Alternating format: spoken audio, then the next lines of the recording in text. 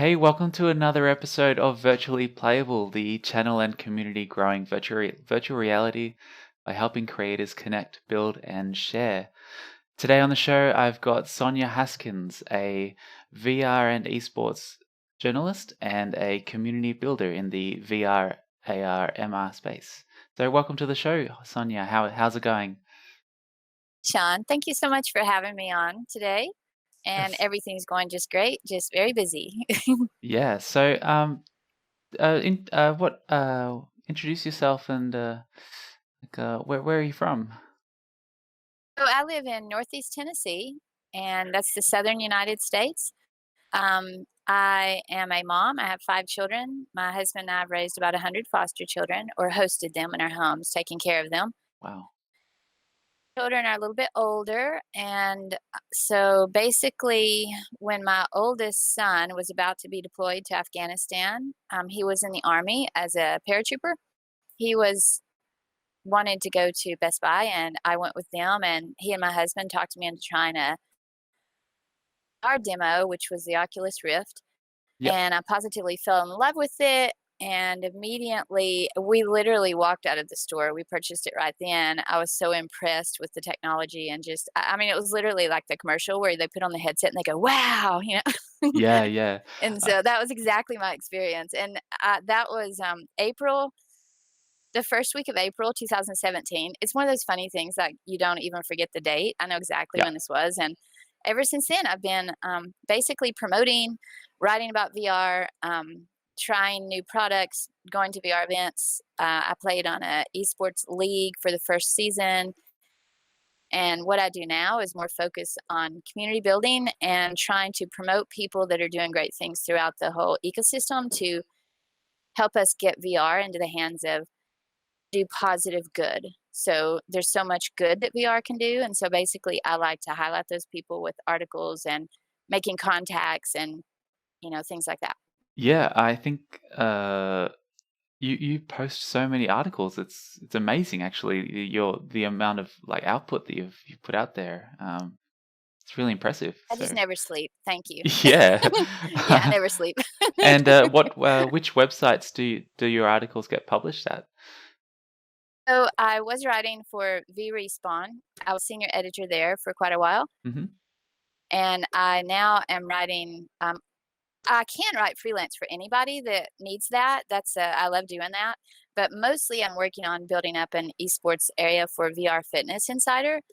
Yep. If that online on health and fitness, which fits in, ties in nicely with VR esports and VR gaming. Yep. And so basically, we're working to kind of build a VR esports area with that. So So it's really exciting. yeah, have you seen Blackbox VR? Yes, absolutely. I haven't actually been to the location yet in San Francisco, Yep. but I definitely am familiar with them for sure. Yeah, I saw them do talk about their product and checked out their website. So Blackbox VR is like a gym where you go Yes. into virtual reality, and when you're doing push-ups or bench presses, I'm not really a gym person, so I don't really know the terms for all this. When you do these moves, it actually in virtual reality, you're actually like executing special abilities and building up your stats and things. It looks really cool. Yeah, I Um, was actually telling my editor the other day, I said, the because a lot of my thinking, I'm always thinking, how can we get people in VR, introduce it to them, let them see how awesome it is, and then bring them into our virtual worlds. And then how can we keep them there? Like encourage them to really enjoy their experience and utilize the tools that we have with VR.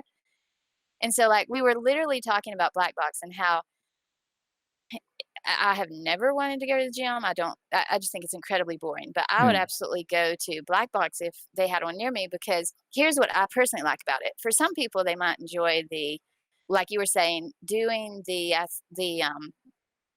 bodybuilding and stuff like that while they have a headset on, and that's really cool. yeah. But I'm really a competitive person. Mm, And so I was telling my editor, I said, what's really neat is whenever we can get to the point where we can have like tournaments and competitions and stuff so that people can see, oh, well, I lifted this much more weight than you did or whatever. And so I think that'll be really neat because it basically flows along with, right alongside our esports concept where we're building VR tournaments and leagues and stuff like that. It's just another form of that. There's so many different ways that we can do the same things we've always done, but we can make them a heck of a lot more fun and Mm. more practical for people who want to do things and be healthier and be active and be involved in life in various ways. And I'm not just talking about health and fitness here. I mean, like whatever it is that we're going to discuss later as far as education, healthcare, that kind of stuff. Yep.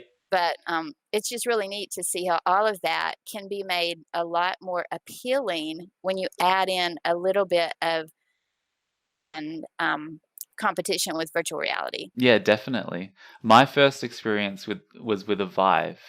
Well, actually, my very first experience with it was with a Samsung in the Samsung store, and I never mentioned that really, but the first time I tried a Vive was a tilt brush tournament, where about 30 to 50 people got together. There was 3 Vives set up, and they cycled people through 5 minutes at a time, and then we got eliminated to the point where the audience voted on who they thought had the best art in tilt brush, and Oh, that's great. You're right. and that was my first experience with 6DoF VR, and I suddenly realized we don't have to use the mouse and keyboard anymore. Not for immersive entertainment. I was Hey, blown away by it. And that sense of competition and knowing that I was being watched, it was a bit nerve-wracking at the time, but I like esports on the flat screen, and I'm really looking for something competitive to play in VR. So on that topic, what VR games that are competitive do you play, or uh do you recommend, or what are you into? there um, 2 different answers there. There are a lot of things I recommend because there are a lot of fantastic games out there, and I do play a little bit of everything. I try everything, different experiences and games and such because I review things for, publishers and developers. Hmm. So there are many, many just fantastic games. But as far as what I play the most, I usually play Echo Arena or Echo Combat. Echo Arena is probably my favorite game of all, and that's a ultimate frisbee and zero gravity Yep. in an arena, and that's from Ready at Dawn. And the game is just fantastic because the movement model in it presence. So I mean, really it does because when you go in there, you can see your whole body like you have a robot body.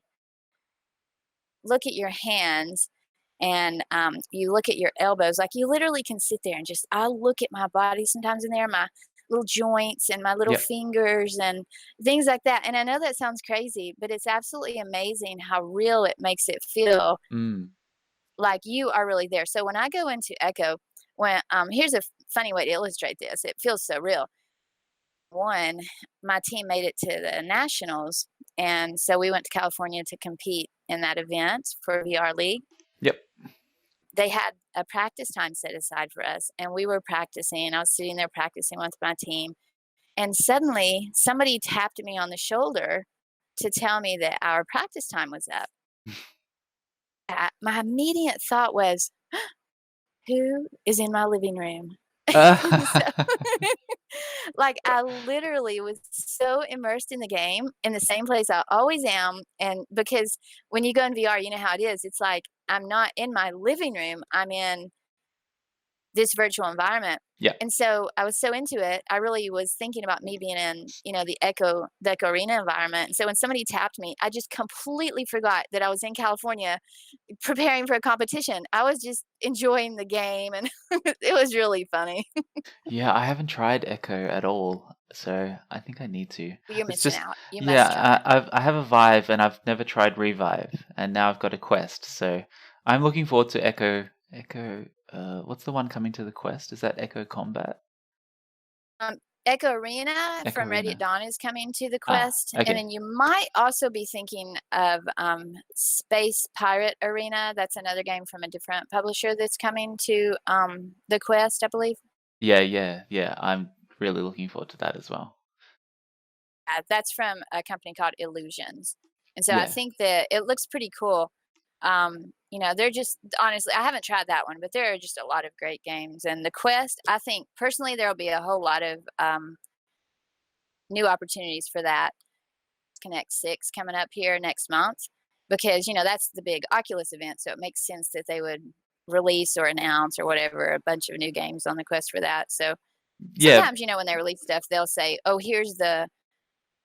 it'll be available in a month or whatever. So I have an earthly idea when all that stuff will happen. But definitely, I think there'll be exciting things happening there. yeah, because in last year in 2018 they showed the Dead and Buried um fully like it was a fully immersive combat arena where there were 6 players I think could move around. Did you try that? What was that one? Dead and Buried? Oh, yeah. Yeah. Yeah, that was so awesome. It was so much fun. And what's interesting about with me doing an event, experience like that, I actually don't know if you realize, like, I have some health problems, so I can't stand up Mhm. better. I'm actually doing really well, but my legs have a lot of damage because I've had blood clots in my legs and my abdomen a lot. And so Mm. all the blood flow below my waist is actually collateral flow because the natural blood flow was clotted off. They're actually considering amputating my legs at some Oh, point, even. wow. Finally, I was in the hospital for 2 months, and then I was basically unable to walk for about a year or so. And then I was using a walker and a wheelchair. So it took about 2 years to be able to walk again because Mm. I had to get it like really blood flow there, natural, back to normal blood flow and stuff. And it was just the most horrible, painful thing. It was awful. And I almost died and I was really sick for a long time. But You made it because I through? do play seated, I do it. You made it through, so Yeah, oh yeah, yeah, for sure. yeah, And I'm actually doing very, very well now, partly nice. thanks to, I would say mostly thanks to virtual reality because I started moving more again, even though I play seated. Even as a seated player, you still move quite a bit. Yeah. So basically, So how did you go with the Dead and Buried uh yeah, yeah, that's what I yeah. was thinking. Okay, what were we talking about? Yeah, yeah, yeah, so that's cool, that's cool. So, yeah, I knew there was a reason we were discussing that. So with Dead and Buried, for example, I don't move around as quickly as everybody else would, but in those experiences, like with the Quest, you can still see because there's a bit of augmented reality there. It's just the most amazing thing. So you can see what's going on around you. And so I really wanted to be moving around like my teammates and stuff, but I couldn't do it because I'd been standing up for 2 or 3 days straight at that point, Yeah. walking and doing interviews and stuff. So I literally went over behind like a box kind of thing, and then what the box turns into is like a crate beside the train track because there's a train track in the middle of the experience. Yeah. So of course there's not really a train track, but you think there's a train track there as soon as you have your headset on. Mm, mm. And so the train track zooming by, and I just laid down in the floor, Mhm. Sean. Like I laid down in the floor and reached around the box and started shooting the enemies on the other side. It was great. So everybody else was running around and standing up and getting shot and trying to hide behind the boxes, and I was just laying there on the floor sniping them off. Yeah, yeah, that is awesome. Have you ever So tried yeah, next week I get yeah. to do the Stormlands multiplayer experience. So I'm real excited about that. So it's the same kind of thing, the um where you have several players in a large scale area and then you can wander all around with a quest. And so I'm really excited about that. Ah, okay, cool. I haven't heard about that. I know of Stormlands, but I didn't know they had that kind of multiplayer. That's awesome. My husband told me that had been released already today, so Okay. he better be right. Um, yeah, Yeah, that it sounds says awesome. it's coming to PAX next week. Cool, cool.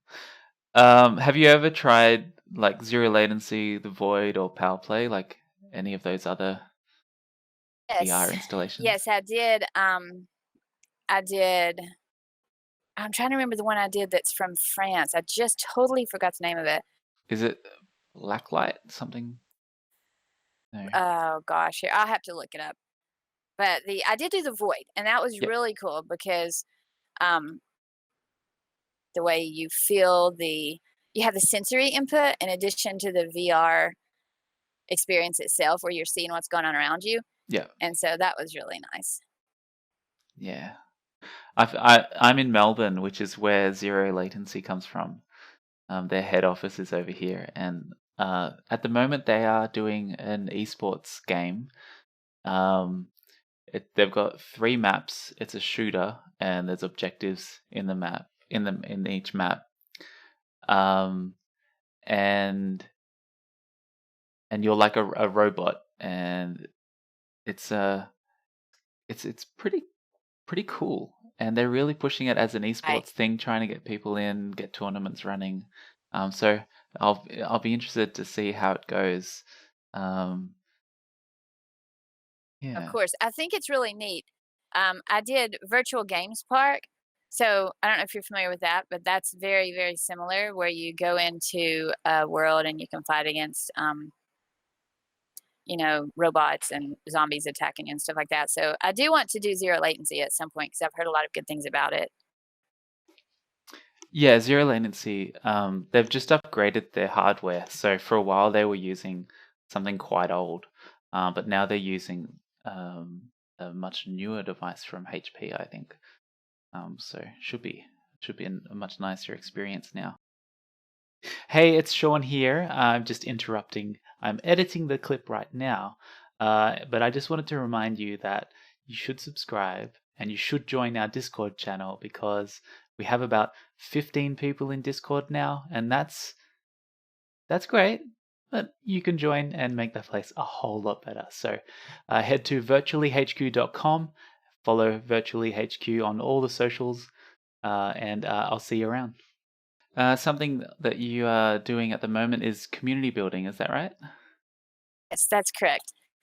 And Yes. so basically, I'm getting ready to announce or launch very soon, possibly this weekend or possibly early next week, but it'll be within the next several days. We are I've already established the company. It's going to be a community builders company. The goal there is to have a LLC that will serve as basically a starting off point so that Hmm.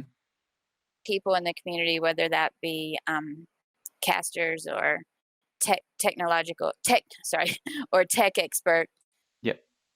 tech experts, and different people who run tournaments, tournament organizers, tournament managers, that kind of thing. People who build communities, like community managers, and we all work together already. We already do this, and so what I'm trying to do through the company is to we can provide and sponsors.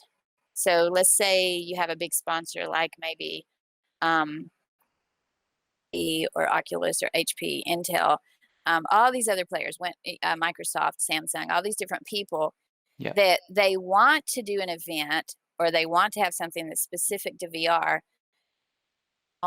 We're kind of we're doing a lot of great things, but we really need a place where we can come together and have a VR event that tries to show how we build our communities. Because right now we've been appealing to people in the industry. Yep. We've been appealing to, for example, developers and content creators, that sort of thing. But what we really need to start thinking is outside of that group because we want to draw in people who are the average consumers. And Yep. then once we draw those people in, we can show them how VR can affect or change or positively impact their lives. And then once we do that, we have the next step of building the community so they want to stay there. Because I think everybody pretty much agrees and knows that VR is all about relationships and Mm. community. Mm. People say, well, you're just putting on a headset and that's taking you away from relationships or from the human contact. And I would say, oh, no, that's where you're actually wrong. This is for people who haven't tried VR that say that. I say the cool thing about VR is it brings us back to relationships and back to humanity more than Mm. any technology we've ever had. Yeah. presence. And so before, we had flat 2D screens and we've had phones and you can hear people and you can see people and stuff like that. But VR gives us the ability to hear, see. We can do all those things. And so it's really just amazing how the relationships are developing in these communities, and they're very positive, and we want to keep it that way. We want to see, virtual reality environments to develop in a positive manner. And so basically, there's a large group of us that for a couple of years, since 2 3 years since VR has started to become more mainstream, and since they introduced the various leagues, because we have 4 main leagues right now, but there are several leagues that have started up this year or are preparing to start up. And Yeah. so I've talked with a lot of those people. But out of the main leagues that are already established, we have a lot of the same people who have helped or worked within those ecosystems. Basically, I have been trying to coordinate with all these people to have a community, a group of people that specialize in VR. That's what we know. We know how to put on esports events. We know how to draw in the communities and help those games grow, because if you have a fantastic game, but Mm. you have nobody playing it, then what good is that to anybody? And, if same thing with competition, a competition with a, say, $10,000 $20,000 prize pool, but you only have 15 20 people playing it. It's great for those 10 or 15 people, but what we really want to do is use those kind of events to draw in more people, more players. And then the other more important thing is, we want to make it so that they're trained and they're welcomed and they know how to play, and then they pass that on to the next group of players and people, the new players. They make them want to be able to stay in those environments, so that we continue to grow these ecosystems and keep the good games coming. So we keep good games coming and keep them growing, and we enhance those for everybody. And so Yeah. basically, that's what I'm doing with this group of people, and I'm real excited about it. We'll announce some more soon so that we can start getting contacts made as far as maybe planning some events and stuff in the near future. Yeah. Well, in making a game and like marketing a game, community management is a big part of that now. Right. And some of the most successful indie games coming out, it's because of the way that they have worked with their community throughout development. Um, Yes. That's VR right. has this like a real challenge where it's a really physical thing where the best way to introduce someone is to actually be next to them as they try it for the first time. But running a VR event is really hard. And from what you're speaking of at the moment, it reminds me of a conversation I had just a few days ago. We were running our monthly meetup for VR in Melbourne, and we had 5 people turn up, and we decided that we'd like to grow it.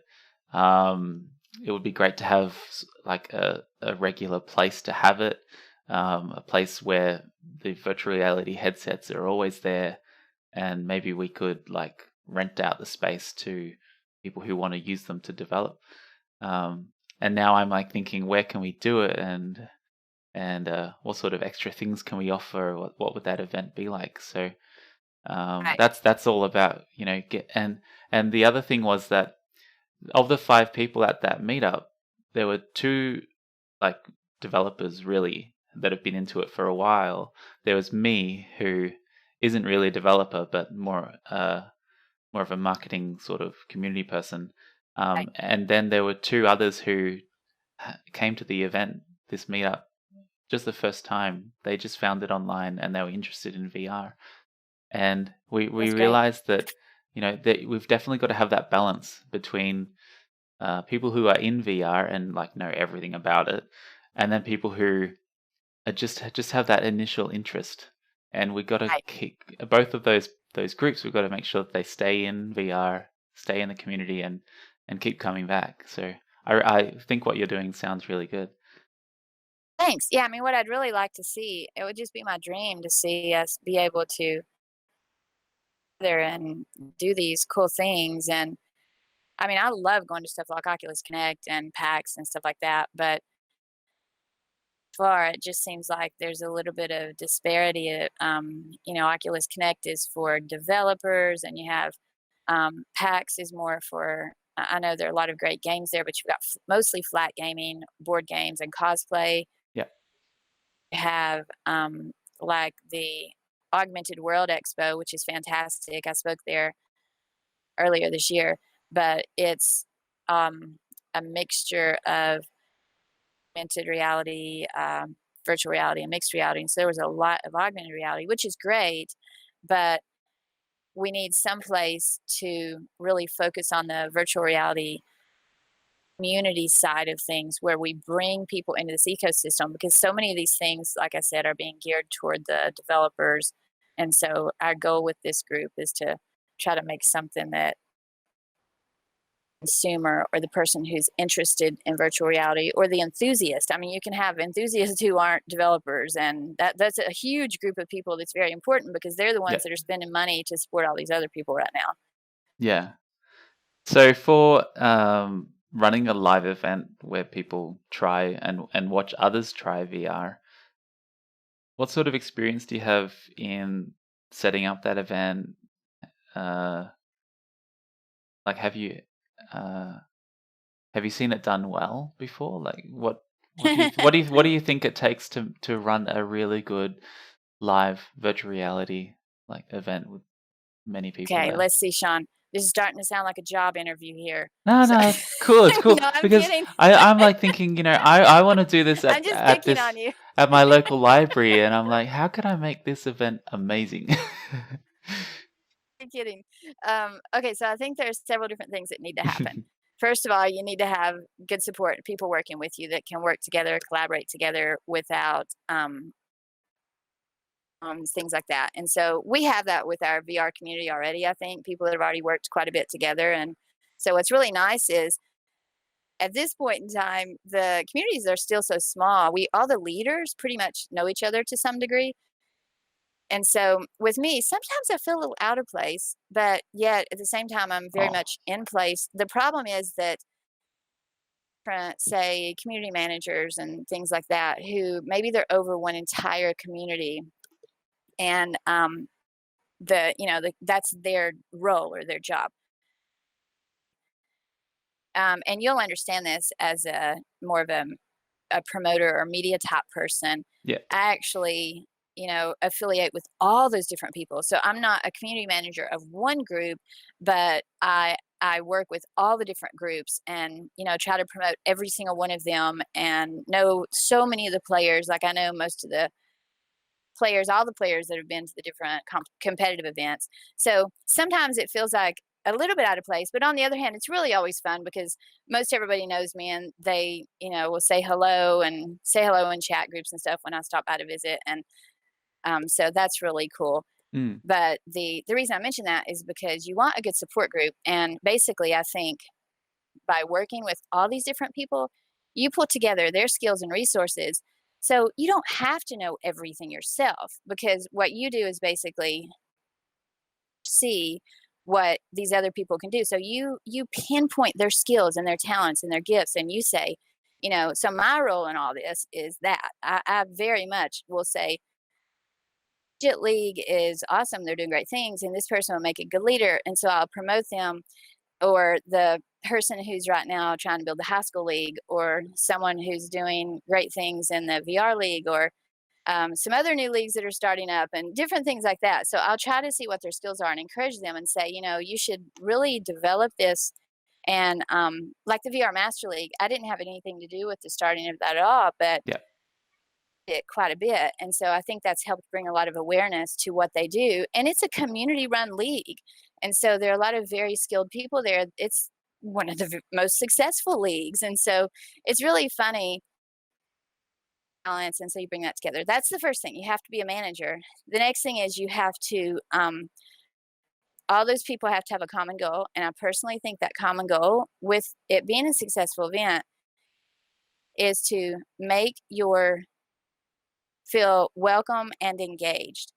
And so you want to have your activities, your your whatever it is you're doing, whether you're Yeah. exhibiting something or showing off new hardware, games, whatever it is, you want to do all that, but at the same time, happy, then you have a problem.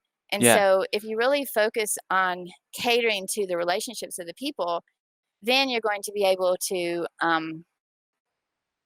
so personally, like in my case, I think for community builders, what I can do is try to draw these people together and say, each of you has relationship, each of you has a relationship with all the people in your own group, to bring you in to be the person who is the overseer or the encourager for that particular group of people. Mm, mm. And then you just keep spreading that on. Yep. So, every time you pass that on to somebody else, like for example, it works that way with our training. If I, as a leader, encourage somebody under me who's over, say, the casting part, whatever it is, then that person can then turn around and encourage somebody else who's doing another aspect or another job. Important to just pass along the positivity. Everybody has a job, but yet you also have to have somebody in charge of all those people, Yeah. because you can't just have people going around doing things all willy nilly on their own, because then it won't be a very cohesive event. Yeah. What about like for the people who are in VR, right? They can experience the whole thing. They can, play the game. What do you think about like the people in the audience? How do you get them more involved in what's happening in the game? Like, do you They're show at do you an show the event. point of view? Like, I asked my community uh, for like any questions, and one of the developers asked, um, "What do you think of more immersive ways of showing the player in the game to the audience?" So like mixed reality, maybe the player is in a separate room with green screen, and then what the audience sees is fully mixed reality with the player's body in the middle of the scene. Like, what do you think of that? Do you think like that might be something that I we'll think see there in are three future? different there may be a couple of different questions here, but basically there are three different ways you can accomplish to show the actual player, the physical player, with the avatar that you see in the game. And so the first way is, Mm, as you mentioned, mixed reality with a green screen. That's a great idea for something like, say, Beat Saber, where somebody can set it up. They can do the same thing all the time, and they already have it in place. If they did that with other games, that's fine too, but it's just a little more challenging in some situations to do that. I don't think it's impossible, yeah, but most players, the situation would be that they just wouldn't be able to do that, either for cost constraints or space constraints or whatever. So yeah, that would be two things to think about that. Yes, you can do it. It's a great idea, but I don't know that most players would be able to do that. The next thing would be live events. And of course, our goal here is to get people in VR to be able to fellowship and communicate and play with each other when they're not together physically, not in physical reality. So the downside to this is we're contradicting what our goal is, which is being able to communicate and affiliate and do things, compete, and all that in VR. But at the same time, like the way we did it with VR League and the way they have done with VR Master League, if you're competing in those events every week via online competition, then you don't necessarily have to see the player for those. And it's mm, nice if you do, but you don't necessarily have to. And yeah. they come together at the end of the season for the LAN events. And so what happens there is the spectators who are present would see the people competing. So that's the second way that you would achieve that goal. So like in Australia, for example, because it's a smaller country, I mean compared to the US, like it's Mm, massively huge, yeah. you would be able to maybe have LAN events where people could come in and you could actually have spectators who would be able to come in and see the people competing. But the third thing is, when they do that, you would want to have cameras on those players, and the games need to have some of the best games have built-in overlay. Um, well, I guess they A, do s- that a with s- like a spectator yeah, where a they spectator camera. Is that I And think that's the that's spectator cam, but you yeah. also have the overlays of the players onto the screen so that the viewer at home Yeah. can actually see what's happening in the game, and they also can see the presence of the physical player. So you've got the spectators there that can see them live, and then you have the people at home that can see the game itself with the overlay of the real player so they can see that as well. Ways that Yeah. that can happen. And for you and your particular country, I think the second option, just having people play online and then eventually having some LAN events, is a great idea because you actually probably could do that successfully, is because they wouldn't have quite as far to travel as, say, like North America, where you could go all the way from Florida to Alaska and it takes 20 hours, to Yeah. fly. Yeah, yeah. Um, something I've written like a list of notes here, that the questions to ask, and at the top of my list is the esport. The esports people, the mainstream, right? Non VR. What do they think of VR esports? What do you think? What's their I perspective? think there's um, it just depends on who you ask, quite honestly. Some of them have not tried it, and they're just totally immersed in playing. They're immersed as in involved, not Yeah, immersed like VR immersed, but yeah. they're completely involved and dedicated to playing their flat games. And so they really just aren't even getting interested in VR. They're not giving it a chance, in other words. But what I will say is I have met more and more who, once they try it, even though they're still playing flat games, they will absolutely readily tell me, well, we're still playing flat games, but we think that's where it's headed. It's headed to VR. I always tell people, it's one of those things where, why would you want to continue sitting here doing something in a 2D environment, be immersed in a 3D environment, and actually be in the story or in the game? Yeah. And, it's just a matter of time before people, I think, change that mindset and start picking that up. There will be a day in the future.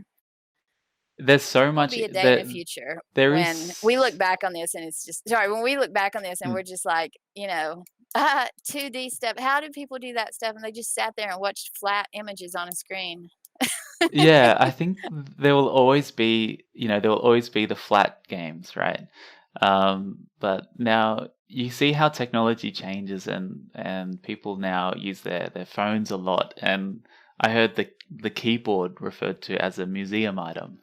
Like, that's technology changes the way we use it. Right. And I think that there's like so much interest from the esports crowd because they're so into games. It's a big part of their life, and so to be in the game is hugely appealing to them. Something that I Right. hear sometimes is that they say, "Oh, I'll only play it when there's deep dive or when there's foot tracking." Right. And I hear that a lot from just people who don't know much about virtual reality. Mostly people who haven't tried it. They say, Right. "Oh, when there's foot tracking, then I'll try it." So, what do you think about like the whole deep dive and haptics and foot tracking and all that extra stuff? What do you think?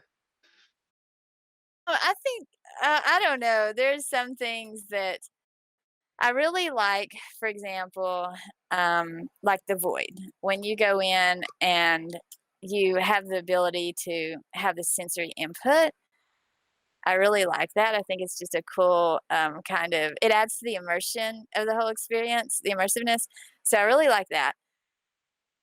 Me personally, having foot tracking, Mm, mm, I think it's awesome, and I like the idea of that for others. But since I play seated, it's not necessarily quite as something I would be thrilled about.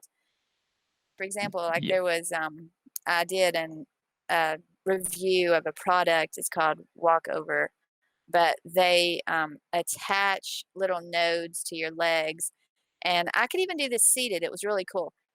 But you walk, and so in the game, you know how normally, like in VR, you would have to walk and you would, let me think here. So like in VR, you would normally use a joystick or something like that to walk across a field in VR. yeah, With this product, for example, when these nodes are attached, you just walk. Like you walk in place like you're walking. And for me, since I was seated, I would just lift up my legs like I was walking. So I did it both ways. I stood up and did it, pretended like I was walking in place, and I sat down and did it. And either way, it worked just fine. But my point is, stuff like that, it's really cool. And I think if people are, that's just a walking example, but with foot tracking and stuff like Mm. that, if we think hand tracking and we can move our heads and like an echo arena when I see my elbows and everything moving around as I move, I just think sometimes if how amazing all that is, we have real true foot tracking, it's gonna blow my mind. But Yeah. so I I definitely think it's a cool thing, and I definitely think it's coming. But there are a lot of things that are being developed right now that are already out there. They just aren't to the point yet where it's available for consumers, really, not in a practical manner, at least. And I yeah. have tried a haptic vest. Have you tried a haptic vest? No. Like if you, for example, when I was shooting things and they would shoot me, it would like I was zapped or something, or I'd feel the impact. Yeah. And that was really kinda cool. I think The Void actually also did something like that. So I was shooting the stormtroopers, and they were shooting back at me, and, it was just the coolest thing to feel. Bluger is another one of the haptic vests, but it's kinda neat having that feedback there. Yeah. I think of it like eventually when that stuff gets really cheap or like quite easy to use, it'll be like just an add-on that people Sure. can like Yeah, like it's Ready like Player One. yeah, like it's just something you don't need it, but if you have it, it adds to the experience. Because I think Right. like when it comes to these peripherals and foot tracking and like, people have different preferences for locomotion. It's really just a design thing, right? You can still have a really fun competitive experience with just the three Yeah. devices that we have now. Um, Yeah, and absolutely. yeah, Immersed in that environment. So that's the real key right there. And then also I think just like getting back to that conversation about community, being immersed is essential, which they've achieved.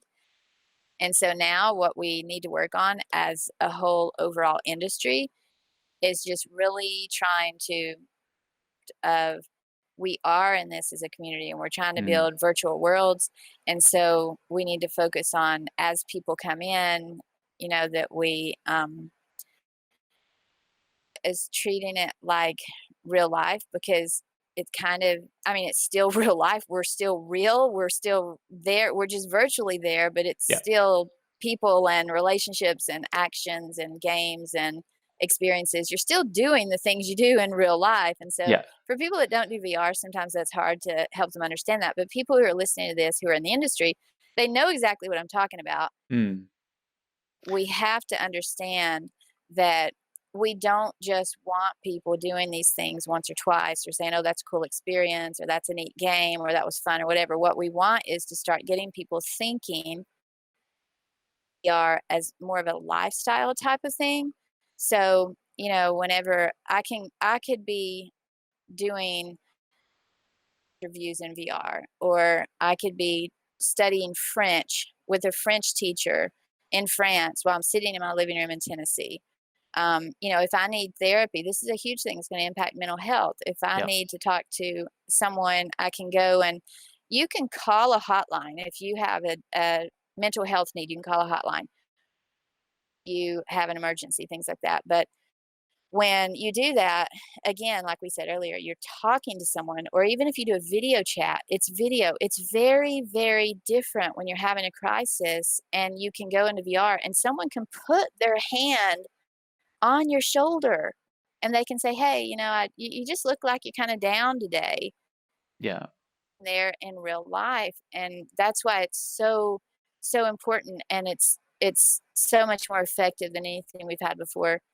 So I think across the spectrum of everything we do in the industry, we really just need to make sure that we always can positively impact our yeah, lives and our world, people's lives, yeah. So and like have to build the communities. about the industry and like getting to know the people and are you going to OC6 this year? Yes. Yes, I will Ah, be there. I'm so awesome. excited. Yeah, Awesome. actually, we're going to have our first meeting there of community builders. So, following along these concepts and trying to get some ideas together for some VR events, specifically VR events. So, if anybody's interested in participating in that, they can just reach out to me on Twitter or email. My email is sonyahaskins.com. And so, or they can just do Sonya at sonyahaskins.com. But basically, anything's good. I'm on all the social media. So just reach out and let me know what their questions are, if they're interested in building communities, what they think they might like to do, how we can help them, what they need, that sort of stuff. Because really, the group is here to try to just grow this whole environment. And I'll mention real quick, um, we don't have this established yet, but we're also under that same name Hmm. forming a nonprofit organization Yep. to be able to do some things specifically that would be nonprofit type activities, because there is a difference in doing events for the consumer and having games and stuff like that there versus doing a nonprofit event where we really focus on reaching different groups of people and diversity, inclusion. Of course, you want that everywhere, Yep. but maybe people who wouldn't be able to go to an event, a large tournament or something like that. We just want to make sure that we make VR available to everybody in any situation. So, like for example, high school students, that would be an area where we could um, maybe do some things in the nonprofit realm. Yeah. Just a I'm few not sure days what. ago, one of our we have a new member who joined from South Africa, and he posted in Reddit looking for ways to uh, bring VR to high schools around South Africa, and he was Oh, like that's great. looking for help on like how to get hardware, how to contact Oculus. So Exactly. that's Yeah, that's that's the what I'm kind of talking about. initiative. Yeah, that's a really good initiative actually. Thank Um, you. Yeah, and so if anybody's interested in that as well, we're going to be having a meetup at OC6. I'm not sure that that one will be in OC6 just because for the nonprofit, we want to make sure that anyone who's interested in participating in that or being on the advisory board for it, that they don't have to have a ticket to participate or to come in. So we'll probably try to set up something offsite. yeah. I'm still trying to get that worked out for Yeah. next month. I'm actually flying to OC6. So it's my Oh, first time. that's awesome. Yeah, it's my first time to America. And the first big thing I'm doing in virtual reality. So it's going to be really I'm so awesome. excited for you. Do you Yeah, have, that's great. like, you've been to it before, right? Yes. Yeah, I've been to OC4 and OC5. Do you have any advice? Like, what's your top tip for going to that Oh, event? wow. Well, let's see. You mean as far as stuff you should do? Stuff to do or stuff to bring? Um, Let's see. I'll think for you don't have to bring a whole lot, just a change of clothes, yeah, a camera, definitely bring a camera. And definitely. oh, Yep. and if you have a Quest, bring a Quest because a whole Hmm. bunch of us are. That'll Yeah, be fun. I'm already like testing my like what bag do I use so I can fit, you know, I've been walking around for the last few days with a backpack and my camera case because I want to see So like funny. am I going to be comfortable over there, you know, can I do this or do I need a change bag or something? Yeah. It's funny. I'm getting Yeah, ready. so those are the essential items, I would say. So see, here's how I pack, which is really sad because, I used to be a mom and I would always carry a diaper bag with baby stuff, and now this is all I do. So basically, my suitcase consists of a change of clothes.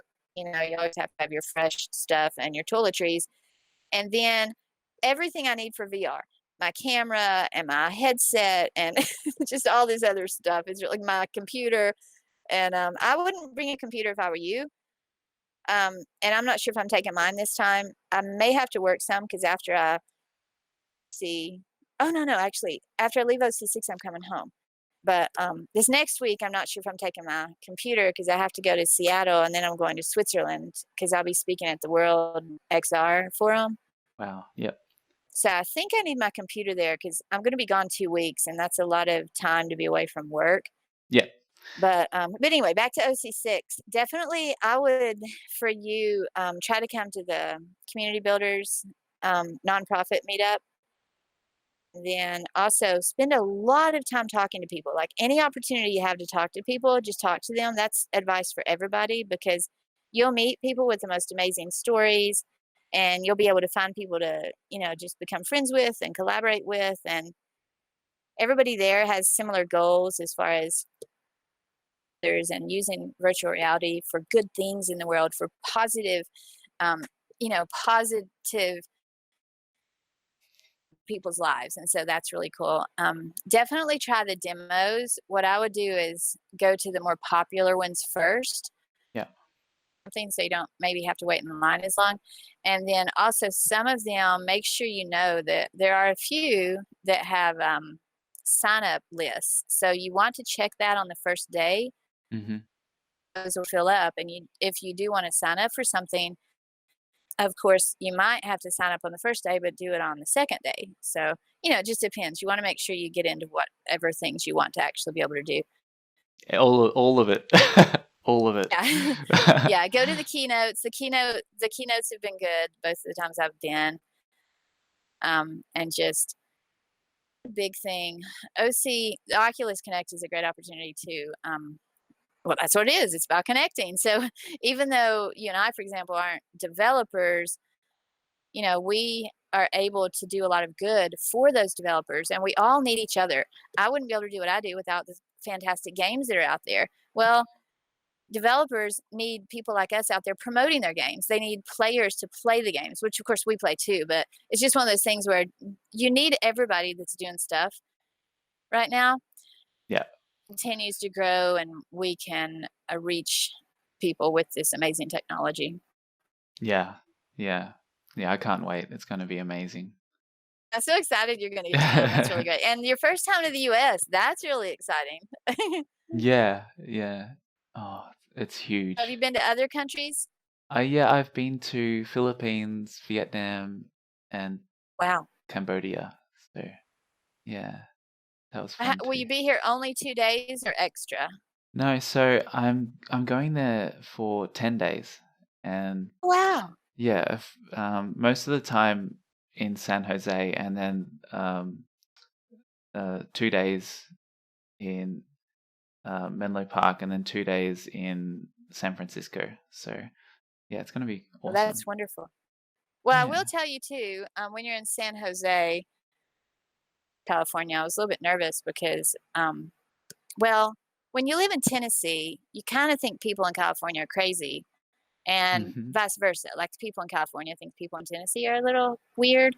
Yep. And so the first time I went out there, I just had this totally different vision of what I don't know what in the world I thought, but it definitely wasn't what reality was. And so it is absolutely the most amazing place. I've been now to a lot of places in California, Santa Clara, which is near San Jose, and I've been to Los Angeles and San Francisco and a few other places for virtual reality. San Jose is my absolute favorite. If I were Oh, ever to move anywhere over there, that's where I would go because it's just a gorgeous city and the people are friendly and there's just plenty to do. It's really an amazing place. I've been impressed every time. I've been over there several times now and it's just a city to oh, visit. that's good to hear because I had to split up my time and I didn't know whether to spend most of the time in San Francisco or San Jose. So I'm happy I've figured it out the way I did. That sounds You really made good. a good choice because San Nice. Francisco's, it's good you can say you went there, but honestly, in my opinion, it holds nothing to San Jose. I don't know. It's just maybe me, but I love San Jose. I think it's awesome. All right. Well, I think that's been quite a good chat on esports, VR, and community. So thanks so much for coming on the show, Sonia. I'm Just so just honored that you asked me. Thank you so much for having me on, Sean. Yeah, I'm so behind what you're doing, and I think we'll be bumping into each other a lot in future. So just again, like, if we want to follow you, how can we keep up with what you're working on? So on Twitter, my tag is just Sonya Haskins. That's SonyAhaskins. Actually, I don't need to spell that. I think you.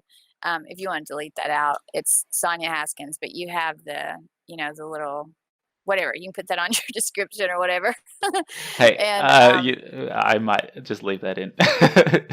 I know I'm babbling now. I'm like, It's all whatever. good. It's all good. I'm just practicing spelling my name. And for I'm on Facebook. I have an actual page there.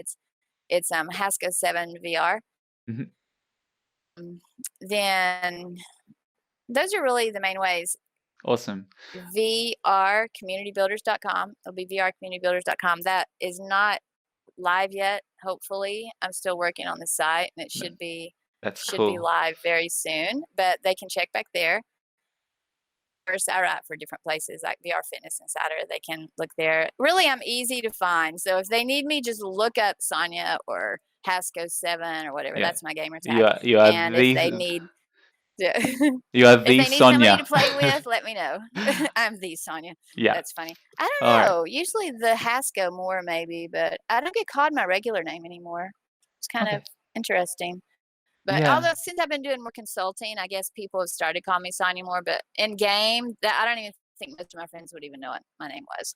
Yeah. I've been in Just go with through them. I've had a few aliases, so I'm not Mm. really attached to anyone like internet gamer tag or anything.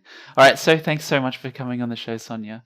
Thank Yeah, you. I'll definitely keep in touch with you and see you at OC6. I'll see you soon. And let me know if you want to play Echo anytime. I'll take you in there and we'll have fun. All right, awesome. Thank you so much. All right. Well, thanks for watching. That was my chat with Sonya Haskins. Going into that interview, I didn't expect it to go so long, but she just has so much to share. She's working really hard around community in VR and esports, and she's someone that I've followed for a while, and it's great to finally make contact.